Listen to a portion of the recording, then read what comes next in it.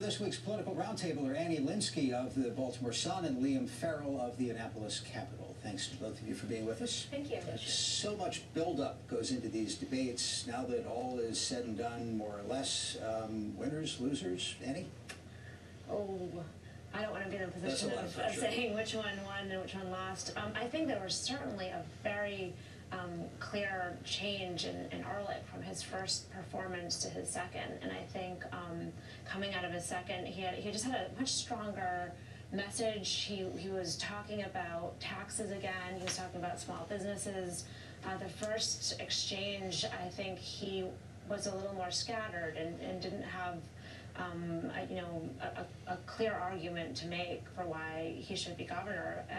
But coming out of yesterday's debate, he had learned something and really pounded home, I think. Liam, do you think that these move the needle at all? I don't think I saw anything that would really change anybody's mind necessarily. Although in the modern age of politics and consistent advertising, you kind of wonder who is undecided at this point in our campaign. But what was notable to me about the debates was how much they didn't focus on their vision for the future. This debate between the two, the campaign, has largely been defined about the choices they made when they were governor and looking backwards. Some I know suggested we should do a third debate with some sort of automatic buzzer that would go off anytime someone used the past tense. No, because they've spent more time talking about, an issue with Baltimore City schools in 2006 than they've spent talking about almost anything else. Well, I don't know. I mean, I think Ehrlich has said fairly clearly that he wants to roll back this increase to the sales tax, and he talks. But not what he would do.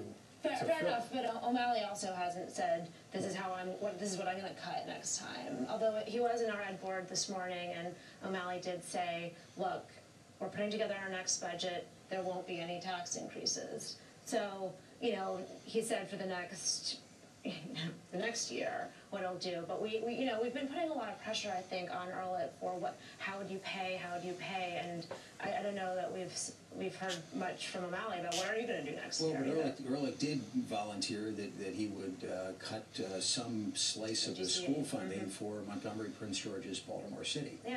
Well, I don't think either candidate has been very forthcoming with plans for the next term. I mean, to me, the exchange that summed it up was when Ehrlich rightfully castigated O'Malley for using too many slogans and cliches, but he used another cliche to do it.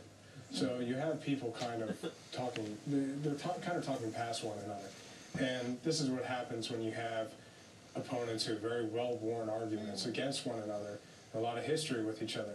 The fundamentals of this race don't match up with a lot of what else is going on in the nation, because it's not an outsider or some unknown coming in and trying to change a government. It's someone who was already here before taking on somebody who wants another 4 years. So it's two incumbents. I also think, I think you're absolutely right that Maryland just doesn't match what's going on in the rest of the country. And people keep talking about this campaign as a grudge match between two men who passionately dislike each other.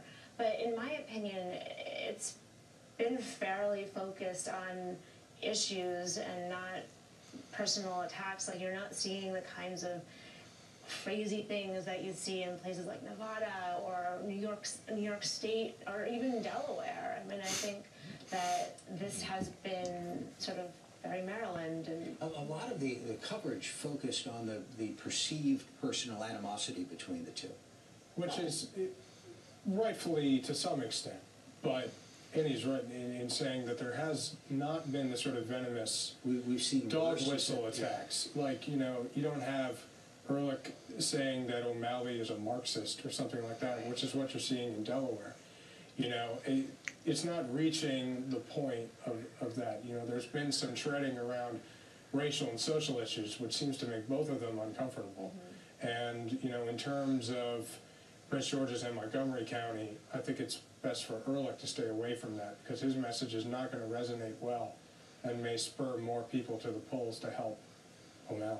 Ratings were, to me, surprisingly good for both debates. So even with two very well-known candidates, there seems to be a high level of interest. I don't know how much of that is undecided voters, as you say, versus people who are tuning in looking for a car wreck at the auto race.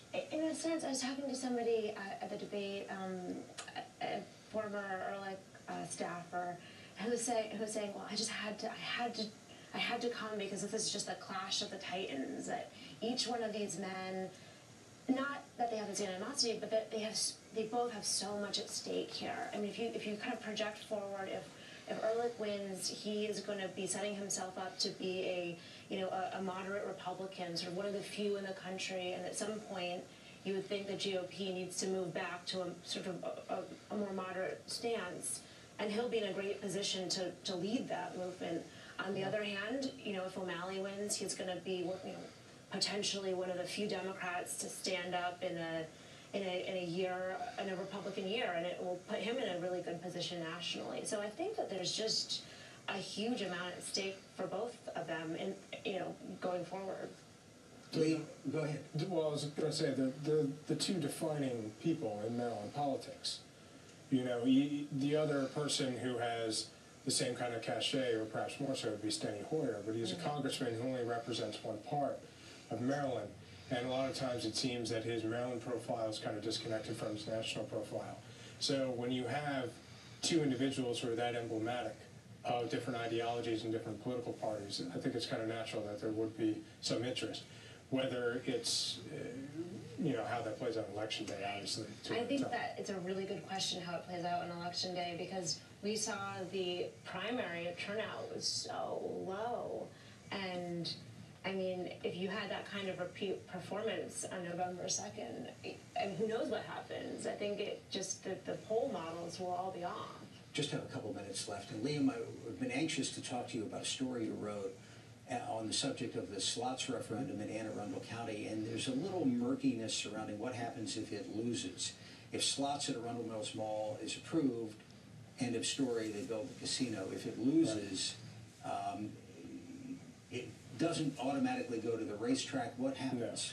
No. Well, first of all, what would happen is that before the state took any action, the county council would have to pass its own zoning bill in terms of where they would like to see slots. Now, there are going to be at least 5 new people on the Anne Arundel County Council, so trying to predict any way that would go is very difficult.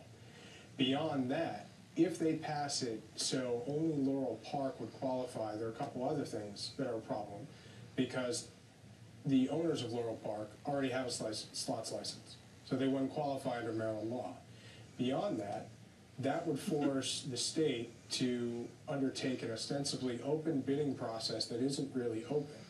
If zoning is just limited to Laurel Park, it is going to go against everything that the House of Delegates fought for during the special session when this was passed.